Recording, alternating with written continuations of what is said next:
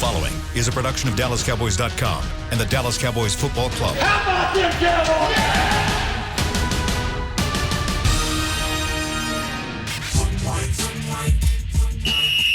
Let's go, baby. Are you ready for a break? Yes. Are you ready for a break? Absolutely. Ready for a break? Yeah, and so much for that. It's time for The Break on DallasCowboys.com. We were on the break. With Nick Eatman, David Hellman, Ambar Garcia, and Derek Eagleton. It is Thursday, October 8th, 2020, Season 16, Episode number 40. Welcome to another edition of The Break. We are live from the SWBC Mortgage Studios at the Star. Got Nick, Dave, and Amber here ready to talk some Cowboys football for the next 45 minutes. We will be joined momentarily by Bucky Brooks of NFL Network, as he does every Wednesday and Thursday. Today, he will be talking to us about the New York Giants defense versus the Cowboys offense. Before we get to Bucky, though, there was some injury updates that we got, some interesting injury updates that we got from Coach McCarthy during his press conference this morning. Let's start first by talking about Leighton Vander Esch. Nick, give me an update on what Coach McCarthy had to say about Leighton Vander Esch and his return from a collarbone injury.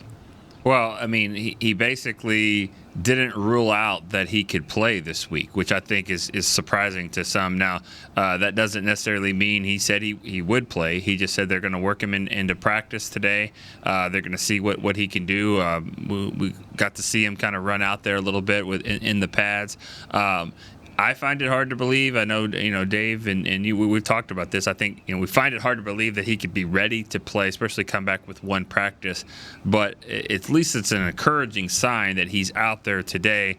And, if he doesn't play this week, it seems like it's sooner than later. Yeah, it does seem a bit strange. I mean, we talked about this yesterday on the show when you talk about a collarbone injury. You talk about any broken bone. It's not like what you would have if you had, say, a bum, hamstring, soft tissue injury. A lot of that has to do with how you feel and whether you think you can go or not. It's a whole different thing when you're talking about a bone because it's all about the bone healing. So it seems a little bit weird that he'd come back early from a bone healing, right, unless his body's just made in a way where the bones heal faster than typical.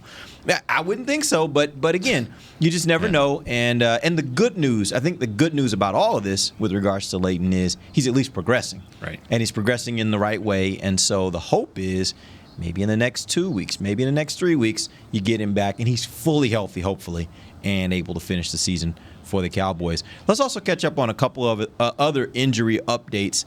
Let's talk about Tyron Smith. I think, Dave, do you have an update on what Coach McCarthy had to say about? All right, Nick, I think he's having some technical difficulties. Let's talk a little bit about Tyron Smith. Yeah. And I think Amber is there as well. But let's talk a little bit about Tyron Smith. I am here. Good. Okay, there you are. Amber, did you hear what Coach McCarthy had to say? I can tell you about Tyron Smith. Yes, tell me about Tyron Smith. I do not. It did not sound that great. I mean, Mike McCarthy said today that he's basically further back than at this time this week than he was last week. Mm-hmm. So that's not always good to hear. I mean, you would expect him to be further along, but you also have to take into consideration that this last weekend he did play a football game as opposed to last week where he didn't participate in a game. So I guess it's gonna depend on a day-to-day basis, I would assume, but I mean, as of right now, I think you just never know what can happen with Tyron Smith. Yeah, it's really troubling, I think, because as we've talked about, and this is not the first season, as we've talked about for the last several seasons, this is neck, this is back. When he's having these kinds of things and the recurring injuries that are keeping him out of games, it gets to a point where it's hard to really rely on the fact that he's going to be available to you. And Nick, we were talking about this upstairs, and you made a really great point. When you stop making Pro Bowls is when I stop worrying about having you on the team. But as long as you're still making Pro Bowls, then all pros even, maybe you keep them around. But I wonder at what point the Cowboys get to a point where they're like, we can't rely on him enough because this neck and back just doesn't seem to get right. Yeah, I mean, I think this is where they are right now, and then. Yes, you got to go through the draft next year and probably get a lot of defensive help, but you better look at that offensive tackle position. Yeah. at some point, because you've got two guys now that are banged up. You've paid these guys, Lyle and Tyron, but neither one of them are consistently in the lineup this year. Obviously, Lyle's out for the whole season, so it's you need to start addressing it. I think it's sooner than later. With the fact that he's regressed at this point, how concerned are you about this upcoming game if Tyron can't play? And I think we got Dave back. I'll pose that question to him. How concerned are you if he can't play this week against a Giants team that we'll get into a little bit later? I think this defense is a little better than people are giving him credit for, but how much are you concerned this weekend? Yeah, I'm always concerned when Tyron can't play. I mean, I'm the guy that says, people overreact because of the Chaz Green game, but there's obviously still a difference between Tyron Smith and the undrafted free agents behind him. And, we've got a pretty large sample size that says Terrence Steele's not ready. So as good as I feel about Brandon Knight, if Tyron can't go, now you're talking about needing two tackles. And so now the conversation goes back to, is Zach Martin your best bet at right tackle if you need him to be there? Because I hate to say this because, I'm sure he's a nice guy, but, I hate the thought of having to see Terrence Steele out there again. So, yes, it's very concerning if Tyron can't play. Yeah, I think we all are a bit worried, I would suggest, at the idea that you'd have to throw Terrence Steele back out there. Maybe this weekend you can get by, but as you move throughout the season and you start seeing pass rushers, like Myles Garrett, which I'm sure there will be some more of those that'll be on the schedule as we keep going through the season, you do get a little bit worried. And the hope is that he's maybe a little bit worse off this week, but if they don't let him play this weekend, then maybe he's better prepared to maybe string some games together after that. But who knows at this point. Let's also get an update on a few other guys. We've got Anthony Brown, Dorrance Armstrong, and Tyrone Crawford. Tell me where they are as far as them coming back from injuries or now being added to the injury report. Nick. Well, I'll start with Anthony Brown. I mean, we were surprised that he had a rib injury that he suffered in practice a few weeks ago. 3 weeks now on the injury report. He should be back. He's eligible to practice this week in that 21-day window. I would imagine just by them releasing Brandon Carr, that they need a spot open. They have spots open on the roster, and they need cornerback help, and I would imagine that he will slide into that role this week. And it sounds like from what Coach McCarthy said that everything went according to plan yesterday. He was able to take part in some portions of practice, and so I guess he's progressing in a way to where they feel like, maybe he has the ability to maybe play this weekend. Talk to me about Dorrance Armstrong. What did Coach McCarthy have to say about him, Dave? That was as encouraging as he's ever been about an injury guy. He came out of the game with the injury. He said, he's very optimistic. He'll be able to work his way up. So, it sounds good on that front. Tyrone Crawford, maybe limited today is what he said. They'll see how he responds to the early part. It's interesting. I think I've said this a few times, but we're definitely still adjusting to the difference in the schedules with practice. Under Jason Garrett, you would start on Wednesday and slowly ramp your way up to Friday. Whereas here, it almost, I don't want to say that they're afterthoughts, but Thursday is the important day. Thursday is the long padded practice. Obviously, Friday is basically a walkthrough. And Wednesday, if it even seems like it's in doubt, they're not going to make you go. So it's just interesting to see a different coaching staff's perspective on what days of the week are the most important. And for sure, Thursday is that day for Mike McCarthy. That much is very obvious. You mentioned Tyrone Crawford, and I want to go around the table here and get your opinions on what you think of Tyrone Crawford's play so far through the early part of the season, because he's part of that defense that's had a lot of problems. He is one of the veterans, and some call him one of the leaders of that defense. How do you assess his play over these first 4 games? Amber, let's start with you.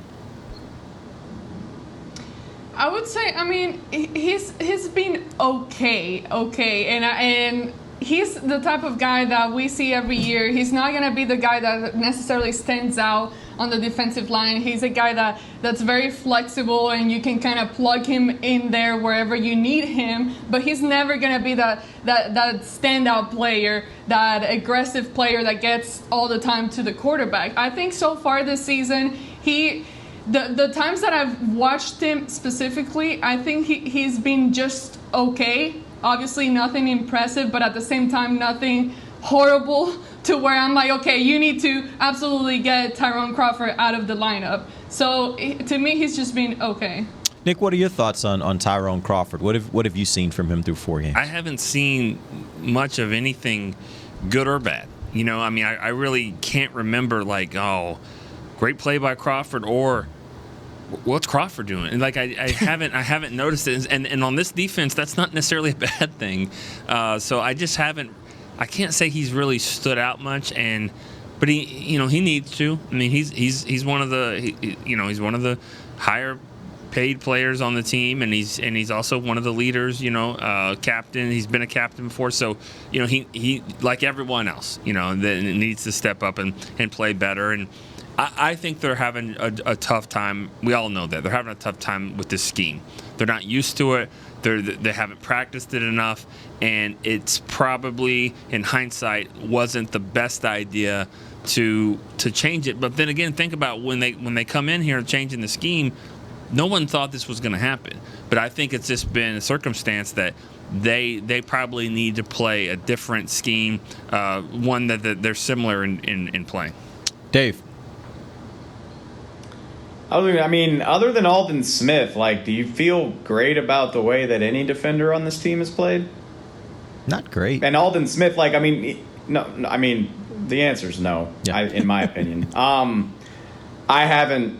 I'll be very honest with, like, I haven't noticed Tyrone Crawford at all. And I mean, that doesn't necessarily mean he's been bad, but it's easy to forget because it's ancient history. But he's still a $9 million a year player, and I always he's always good. He's the hustle play guy. Like, he's the guy who gets the sack when the quarterback is indecisive and the play draws out for like 5 or 6 seconds. Like, he's always the guy who is making the long extended hustle play. Haven't seen it so far this year. But that's everybody on the defense. Like, literally nobody on the defense is playing up to what you would want. So throw him in there with everybody else, I guess. All right, we're going to take an early first break here, a couple minutes early. We're going to go ahead and get that out of the way, and then we're going to come back. We got Bucky Brooks ready, and he's going to break down the Cowboys offense versus the Giants defense. We'll do that when we come right back. This is DallasCowboys.com radio.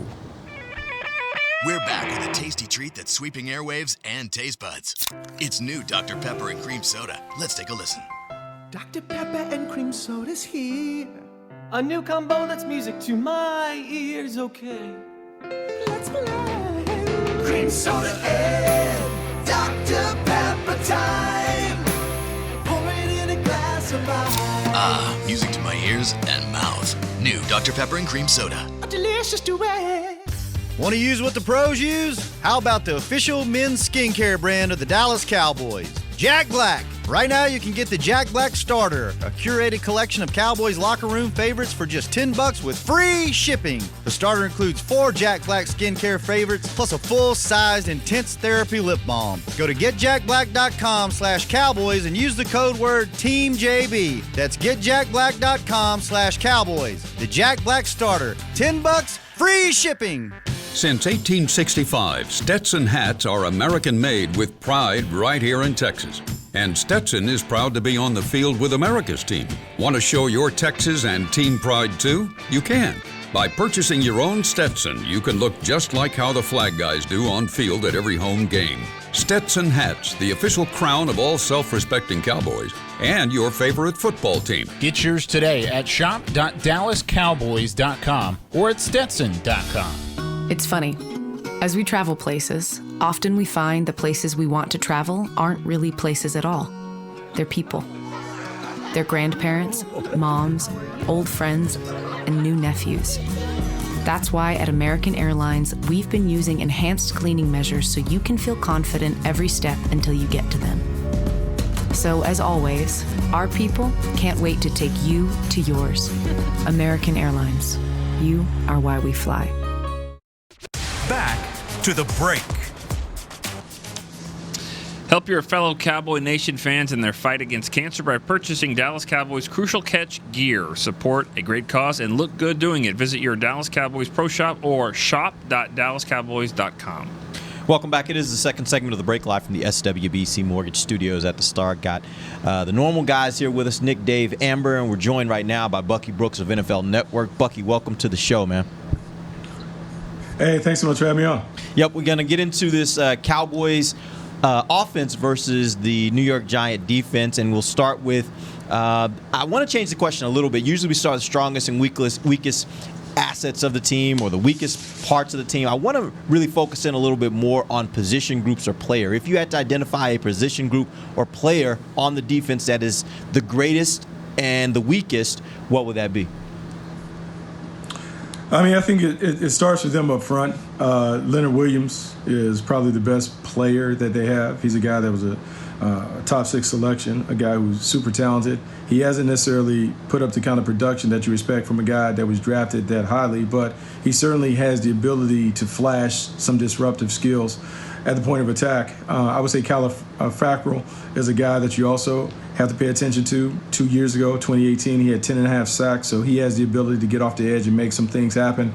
And then in the middle of their defense, Blake Martinez, who they signed from the Green Bay Packers, is a guy that can control the tackle-to-tackle box. He's a tackling machine. And when you look at this defense in general, I will say they may not be the most talented unit, but they play hard. And because they're able to play hard, they can keep their offense in games. And that's what we saw a week ago against the LA Rams. Bucky, my question is about the Cowboys offense. We've seen that so far they've been able to score 30-plus points with the exception of that first game against the Rams. Is that something that the Cowboys offense is able to kind of keep doing week by week? Oh, yeah, the offense is the biggest part, the best part of the Cowboys team. Like, they are the ones that they can never have a bad game because offensively they can overwhelm people, even with the issues that may exist on the offensive line at offensive tackle. The skill positions are A+. Ezekiel Elliott is an A+. The quarterback is playing at an A+ level. And so they have the weaponry to put points up on the board. Now, the key is, can you put points up and eventually learn how to control the game? Can Kellen Moore begin to manage the game knowing that I can score at any point, but I'm going to take a little air out of it to protect my defense? And so we'll see if they can kind of advance to that point. But offensively, yeah, they can score on anybody. Bucky, I'm hoping you can tell me about what I thought was one of the more interesting free agent signings of the offseason, which was James Bradberry. I mean, he's a pretty good corner in Carolina. Like, I always viewed him as like a third cornerback, sub-package guy, but they gave him like pretty good money for a cornerback, and I'm just curious, how's he doing? Is he living up to that expectation? And what does his role look like for this defense? Well, I mean, he's certainly not living up to the expectation because the money that he's making, he should be a number one corner. It's a classic case, and we see it, and we'll see it in Washington. Like, guys have a tendency to fall in love with the players that they picked. David Gettleman picked James Bradberry in Carolina. They used a pretty high pick on him. He certainly has size, he has length, he has speed, but he by no means is a lockdown corner. He can play in zone and do some of those things, and he's fine when you kind of cover him up and let him play off and do that. But to think that he is going to shadow and chase and track one of the top receivers, no. I think this could be a week for him that could be very challenging because each of the Cowboys receivers brings about a different set of challenges, and if you don't have a complete toolbox, you can find yourself twisted around like a top. Bucky, help me on the grade A+, because I didn't get a lot of these when I was in school, maybe like 6 ever. Oh, you did? Yeah, like from like kindergarten to college. Okay. Kindergarten. Okay, good. A+, to me, A+ means the best you can do. Can't get really any better than that. Can Dak not get better than this? Yeah. I mean, you said A+ level. I just don't think a quarterback with a 1-3 record who, if the Browns could catch the football, he'd have 4 interceptions last week. He's putting up a lot of yards, but is he playing the best that he could play? I mean, I think given the circumstances, I am surprised at how effective he's been able to play. Because remember, Nick, when you watch him, he draws back every time knowing that the edges are unprotected. And so as a quarterback, he never can get fully comfortable knowing that I can keep my eyes down the field, that I can hang on my number one option a little longer because I know that I have that comfort zone. If we look at where he has been, basically how he came in 2016 where he was the game manager to what he is now, I will say this, and I know it's going to get a lot of pushback, but he is on the maturation and the track that Russell Wilson was on. Russell Wilson came in the league as a game manager, and he has eventually become the playmaker. At some point, this Dallas Cowboys offense will eventually hand the ball to Dak Prescott, and they will say, go win it. He's almost to that point. He needs some other stuff around him in terms of the defense or whatever. But what he has been able to do to keep this team in game with a defense that can't stop anyone is nothing short of remarkable. So I believe he is playing at a high level. And the yards are the yards. They are empty calories. But, man, to put up something that's on pace for 6,700 yards, like that is ridiculous production from a quarterback. And even though the turnovers are not what I like, when you throw it 60 times a game, you're going to have some of those turnovers kind of pop up. I think Dave and I are both just screaming preach in our minds right now because we just love it. Like when you start talking about Dak like that. But loudly. Wait, what is 6,700 yards? Like, what is that? Yeah, well, honestly, again, is that a pace? An NFL record? No, is that a pace? Yeah, that's what he's on. Okay. He's on pace to be at 6,700 yards. So and you're going to say he's on pace to have 4 wins. 4-12. Yeah, but that's I guess the point is, and I think this is what Bucky's saying. I think the point is that no matter what you say about the record, what he is doing, and people can talk about these yards that don't matter because it's in games when they're way behind.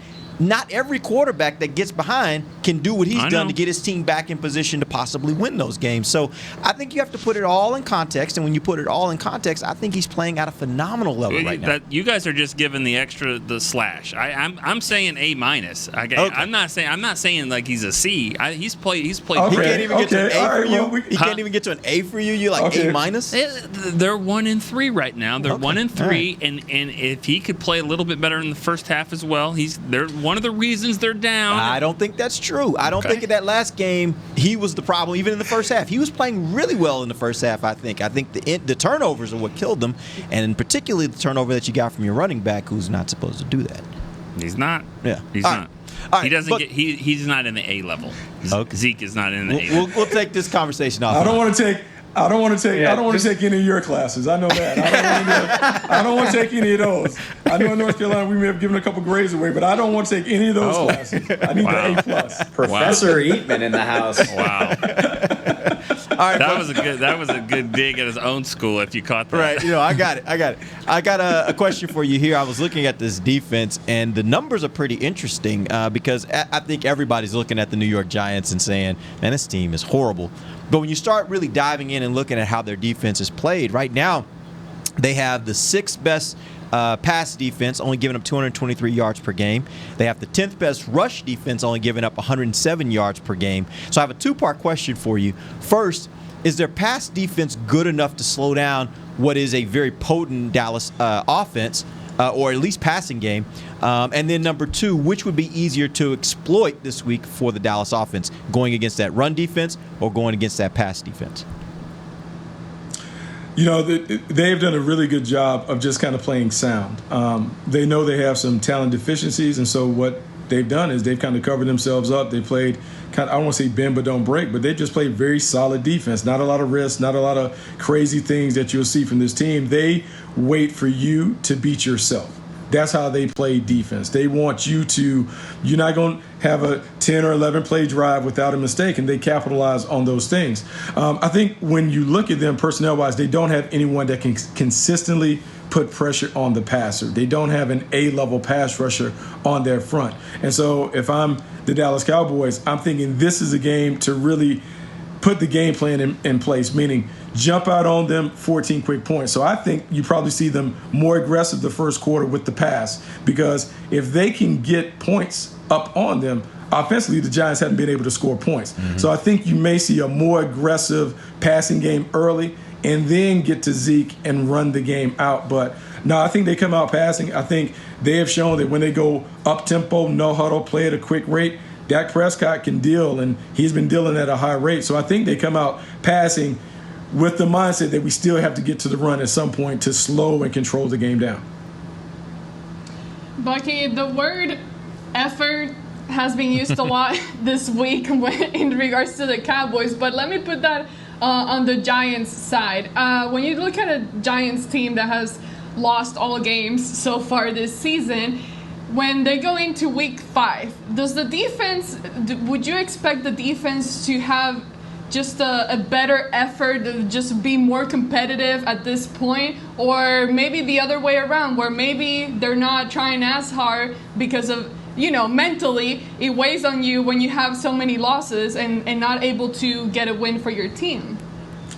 Yeah, no, that's certainly guys do get discouraged when you have a series of losses, but let's flip it around and let's talk about the Giants and how they look at the Cowboys. They're looking at the Cowboys as a 1-3 team. They're looking at the Cowboys where this team gave up 300 rushing yards. So the offense has a little more energy because they feel like, hey, man, maybe we can just run the ball. Devontae Freeman is thinking, I could have a 100-yard game against this front because they had a tough time with a bunch of non-notable guys picking up yards. So then the defense will have energy saying, this may be the game for us to get back on track. Even though they're talented, what Joe Judge is going to stand in front of the team and say is, this is a team that doesn't play hard. If we play harder than them, they may collapse. They may fall prey to the number of turnovers and mistakes that they've had that have undermined their opportunity to win games. So they're going to play hard, and they're going to try and put the pressure on the Cowboys to play a clean game. Because the Cowboys haven't done that, they're saying that if we play hard over a sustained period of time,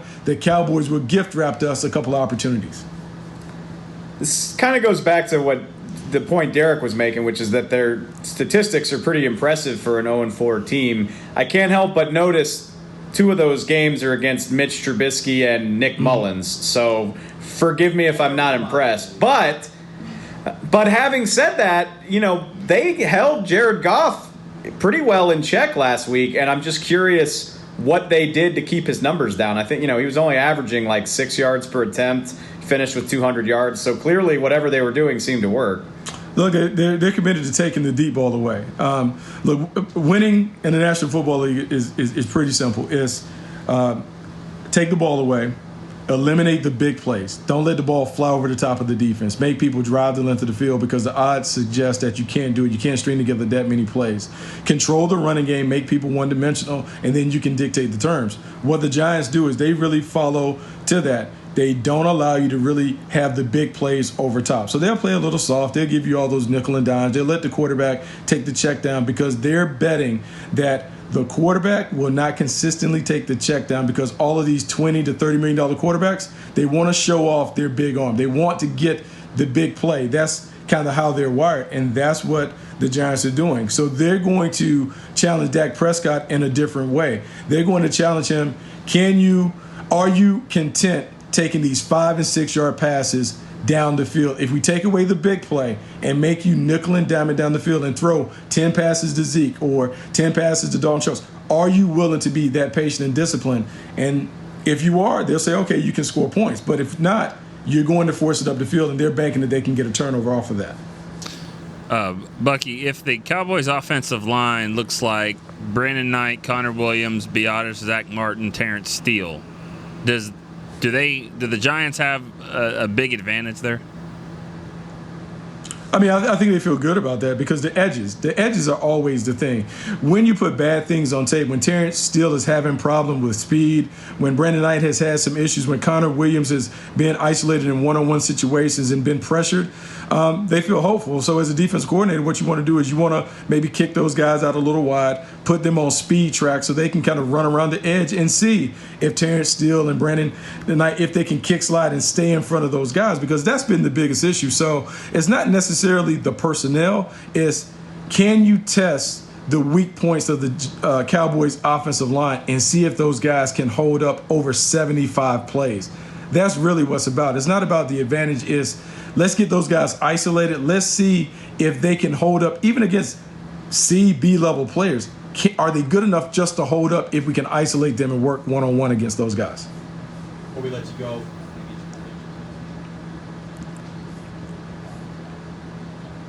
I think the Cowboys win, but I think this game is going to be tougher than most people realize because the Giants are playing harder. The Giants will walk into the game knowing that they have a chance. And, oh, by the way, Jason Garrett is going to make this a very personal thing for him. Even though they've not scored double digits in the past 2 games, he is going to empty the buckets to try and go after that. And also because he knows the personnel, he is going to try and find ways to isolate guys that he knows. So he may try and find a way to get Jordan Lewis one-on-one. He may try and find a way to get some of the other guys in bad predicaments to see if they can score points. I think the Cowboys win, but I do think this game will be a closer game than most would imagine. All right, great. We appreciate you joining us, Bucky. We will be back with you next week when we start getting ready for the next game. We're going to take our final break. When we come back, we'll talk a little bit more about Cowboys versus Giants. Do that when we come right back. This is DallasCowboys.com radio. Since 1865, Stetson hats are American-made with pride right here in Texas. And Stetson is proud to be on the field with America's team. Want to show your Texas and team pride too? You can. By purchasing your own Stetson, you can look just like how the flag guys do on field at every home game. Stetson hats, the official crown of all self-respecting Cowboys and your favorite football team. Get yours today at shop.dallascowboys.com or at stetson.com. I'm Jay Novacek, former tight end for the Dallas Cowboys. Back in the day, I was the guy who always got the tough yards, and that's why I run with John Deere today. In fact, I have a John Deere 3025E tractor that can handle any yard work I need to do, even the tough yards way out back. So if you have 1 acre or 1,000, John Deere has the equipment that's just right for you. Visit a John Deere dealer today and run with us. We are the official tractor provider of your Dallas Cowboys. Want to use what the pros use? How about the official men's skincare brand of the Dallas Cowboys? Jack Black. Right now you can get the Jack Black Starter, a curated collection of Cowboys locker room favorites for just $10 with free shipping. The starter includes 4 Jack Black skincare favorites plus a full-sized intense therapy lip balm. Go to getjackblack.com/Cowboys and use the code word TEAMJB. That's getjackblack.com/Cowboys. The Jack Black Starter, $10, free shipping. We're back with a tasty treat that's sweeping airwaves and taste buds. It's new Dr. Pepper and Cream Soda. Let's take a listen. Dr. Pepper and Cream Soda's here. A new combo that's music to my ears, okay. Let's play. Cream Soda and Dr. Pepper time. Pour it in a glass of ice. Ah, music to my ears and mouth. New Dr. Pepper and Cream Soda. A delicious duet. Back to the break. As part of the NFL Fan of the Year contest, we're launching a search for one extraordinary Cowboys fan who is a positive influence and inspires others through their love of the game. Visit NFL.com/fan of the year to learn more and nominate today. You know any fans of the year? You know what came to my mind? Our own William Boykins.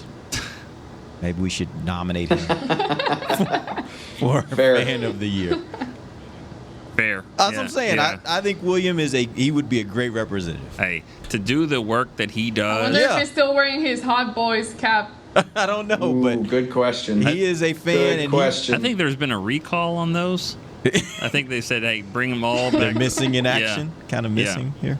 All right, let's get back in. You know, actually, I had a whole list of things I was going to ask you guys, but I actually want to go back a little bit because we did get into an interesting conversation as Nick decided that he needed to question the grading scale of one Bucky Brooks. I can't wait for the Twitter timeline. It's going to be so Dak awesome. Prescott. And I thought it was interesting, though, Nick. I saw your wheels turning when he first said A+, and I knew where you were going with it.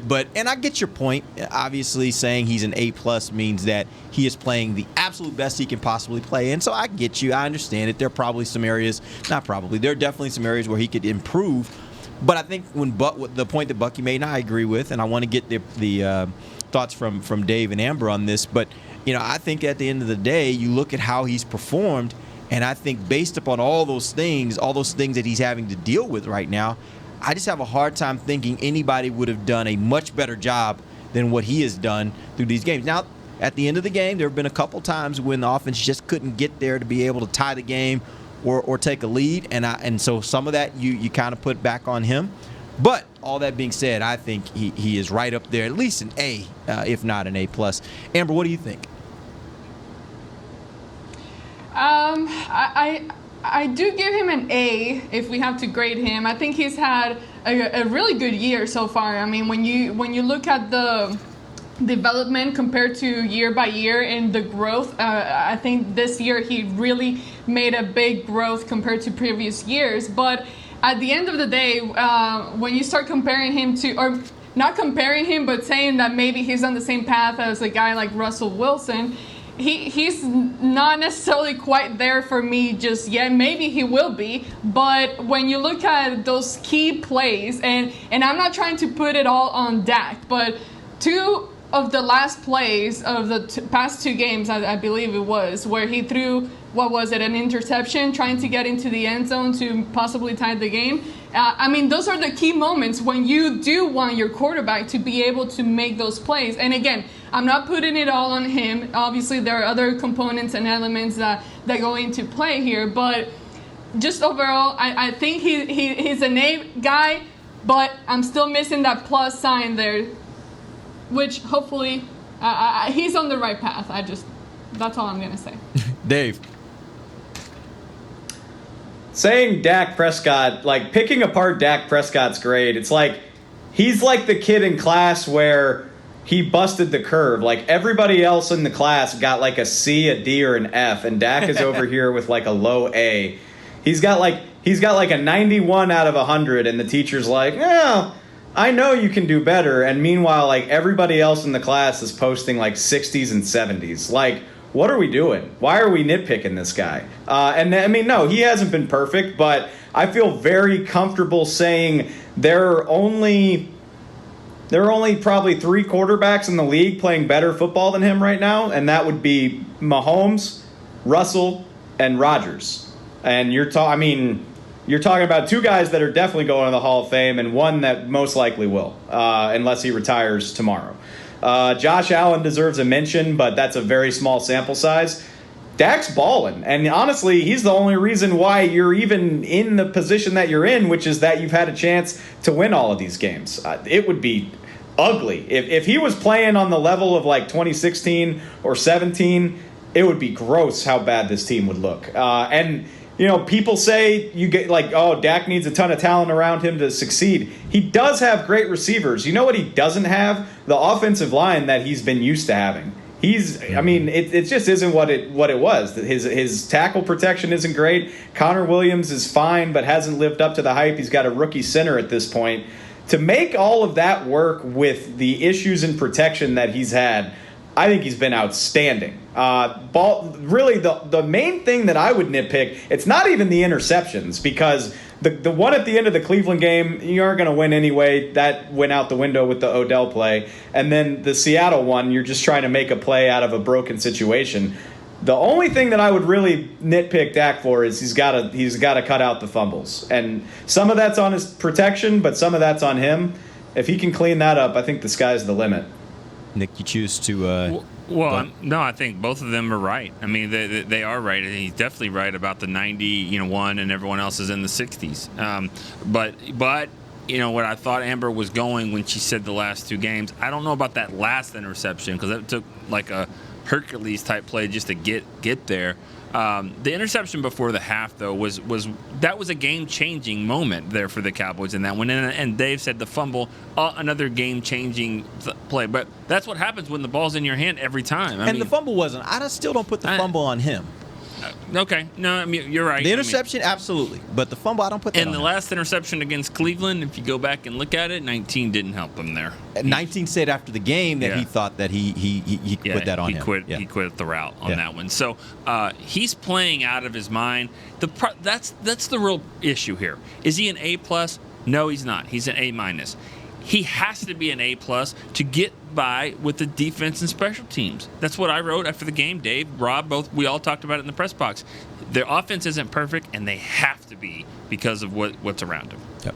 I can get with that. All right, let's move on to one other topic I want to hit before we end the show. There was a quote yesterday from Xavier Woods. He had some time with the media yesterday, and it's getting a lot of play. I'm going to read the quote to you, and I want to get your response on how you take it and what your thoughts are. He said, and this was about effort, he said, the effort's been good on certain plays. Some guys, I mean me included, there may be a lack. But overall, the effort is there. We're in the NFL. You don't expect guys to go full speed for 70 plays. That's not possible. But we're going to push as hard as we can. I mean, you don't expect the backside corner to go make a play on the opposite side the whole time. That's just not possible, to be honest. You guys agree with that comment from Xavier Woods? Let's start first with you, Dave.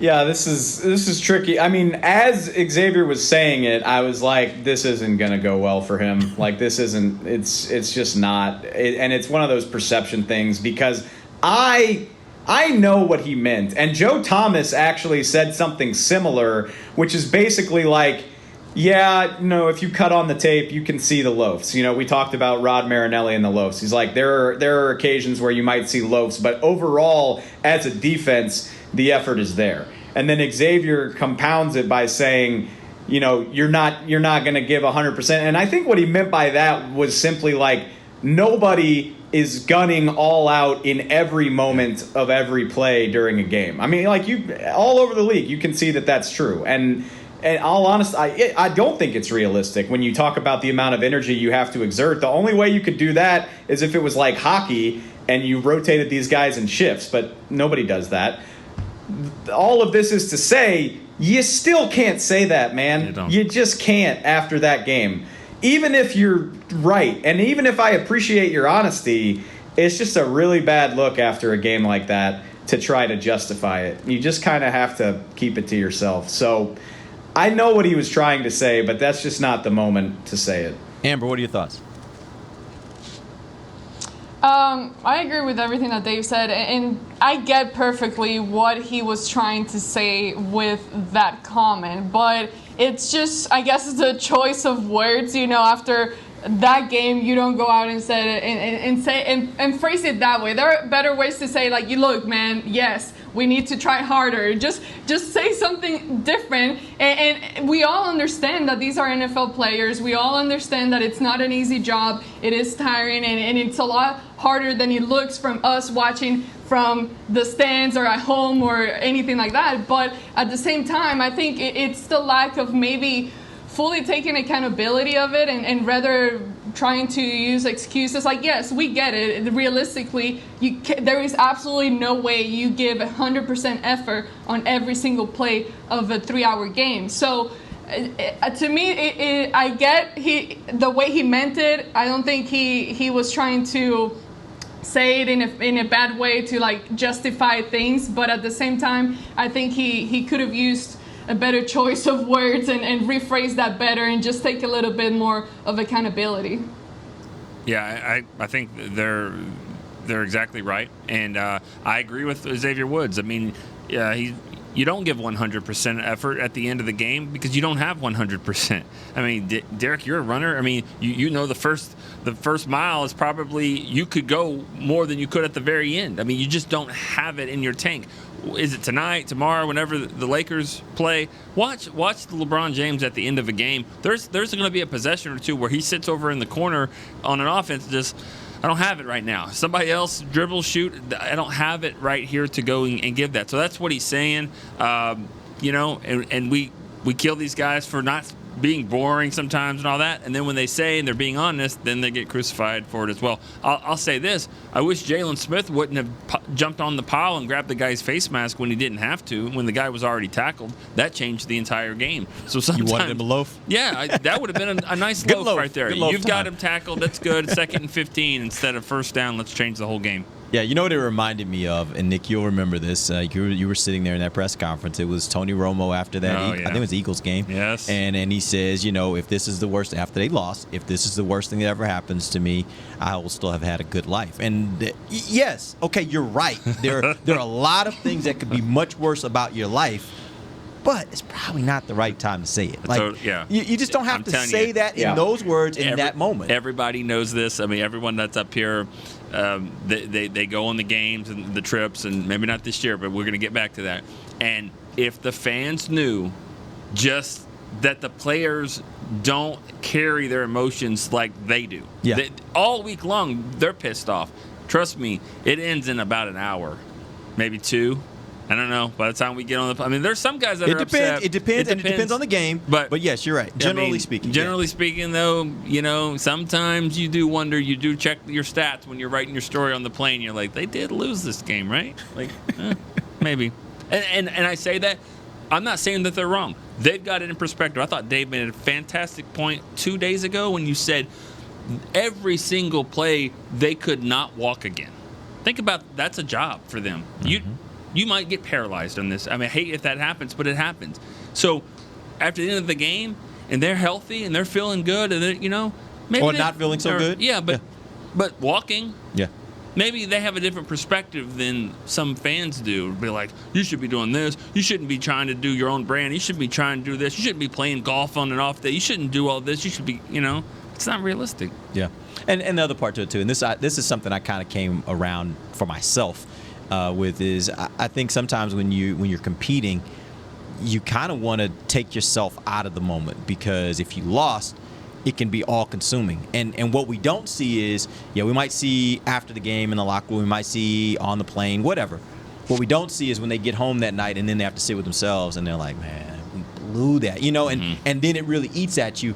When you're with your teammates, you can kind of deflect and you can kind of have a little fun and kind of, for a moment, almost forget about it because it's coming back and when they get home by themselves, it's going to be there because they're competitors. You don't make it to the NFL if you aren't a hyper-competitive person.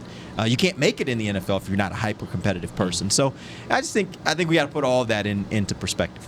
All right, we appreciate you guys joining us. We're back tomorrow. We're going to tell you guys what to expect this Sunday, Cowboys versus Giants. Till then, for Nick Eatman, Dave Hellman, Amber Garcia, I am Derek Eagleton. This has been The Break live on DallasCowboys.com radio. This has been a production of DallasCowboys.com and the Dallas Cowboys Football Club. How about this, Cowboys? Yeah!